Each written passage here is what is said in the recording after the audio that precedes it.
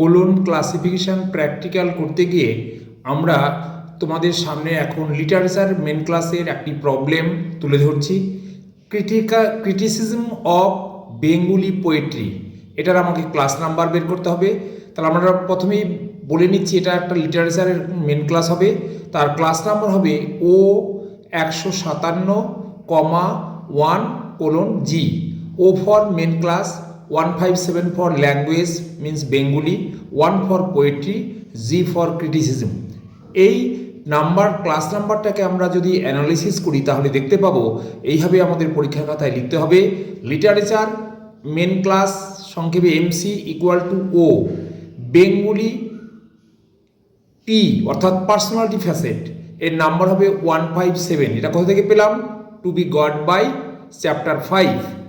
Poetry P2 facet P2, তাহলে P2 poetry আমরা পেয়েছি নাম্বার 1। ক্রিটিসিজম, এই ক্রিটিসিজম পাবো পোস্টেরিয়রাইজিং কমন আইসোলেট সংক্ষেপে PCI, এটার নাম্বার হচ্ছে স্মল জি। তাহলে আমরা এরপরে সিনথেসিস করব ফ্যাসেট ফর্মুলা অনুযায়ী ও পি কমা P2 P3 কমা P4। এখানে যে ফ্যাসেটগুলো আছে সেই নাম্বারগুলোই শুধু এখানে বসবে। ও হচ্ছে এমসি, তারপর তার সঙ্গে পার্সোনালিটি 157, দুটোর মাঝখানে কোনো পাঞ্চুয়েশন মার্কস বসবে না। তারপর হচ্ছে P2 হচ্ছে 1, তাহলে P এবং P2-র মাঝখানে কমা বসবে।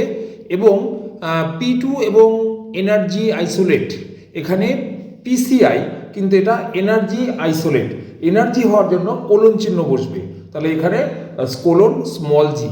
অতএব therefore the class number is ও 157,1:G। লিটারেচার ক্লাসের সময় আমাদের একটা ফর্মুলা মেনটেন করতে হয়, literature language form period author. যদি যেটা থাকবে সেটা আমাকে বসাতে হবে। Thank you.